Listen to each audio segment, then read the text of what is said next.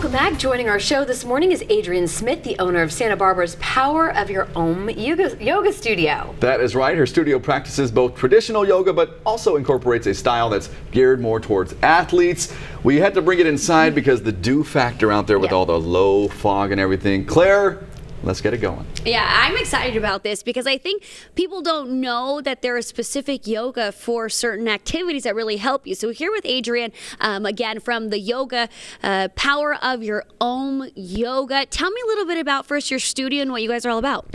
So we are located on the corner of Victoria and State, and we're just all about making yoga accessible to everybody. We have a lot of athletes that come to the studio, and we just make it fun, inviting, and accessible for even the beginner, unflexible, I can't touch my toes kind of runner. Kind of like me. I can't touch my toes, but I've done yoga and it helps. Tell us why it's so important for athletes to do yoga.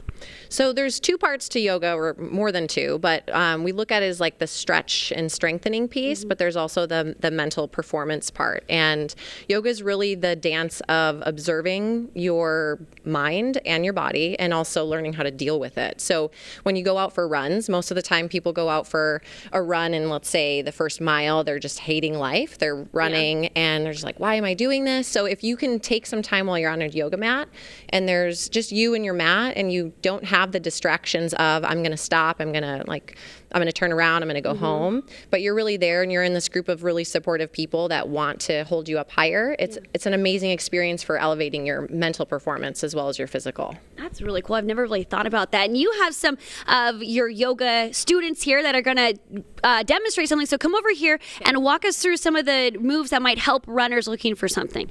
So the first pose that we're going to take is high plank. So you'll take your hands down onto the ground. Your shoulder is right over your wrists and just really engaging your legs. So sometimes this is just really good for strengthening your core. And if you hold this for a long time, you start to notice like what your limitations might be, whether it's physical or mental. Usually it's the mental part that comes up first. And then the next pose is upward facing dog.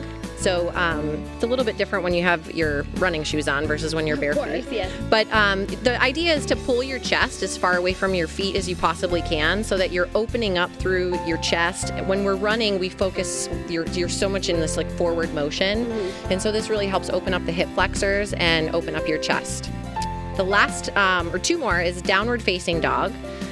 So your hips go up towards the sky, and you really want to ground down into your hands, press down through your feet, and then let your head drop as you take your hips towards the ceiling or towards the sky. And this is great for runners because it's elongating everything on your back body, and you want to strengthen the muscles in your back, your hamstrings, stretch out your calves, because those are the parts of your body that are taking a lot of the brunt of yourself when you're running.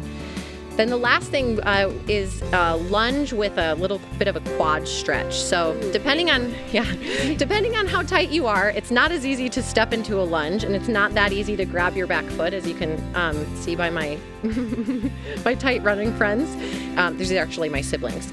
And so when you grab your back foot, and you can try to pull your chest as far away from your back leg as you can while maintaining a happy face. And that's it. Cool. And you guys have a special event tonight. Tell me when and where. So it's not my personal event, but it's a city event. It's called Night Moves. Cool. And it's at Ledbetter Beach tonight at 6:25. Awesome. Well, it looks like we have some new yoga moves to practice, guys. Back to you. Man. Thanks, Claire. Did you hear her say that those are her siblings? That's a fit family. Seriously. #fit family right there. That's awesome.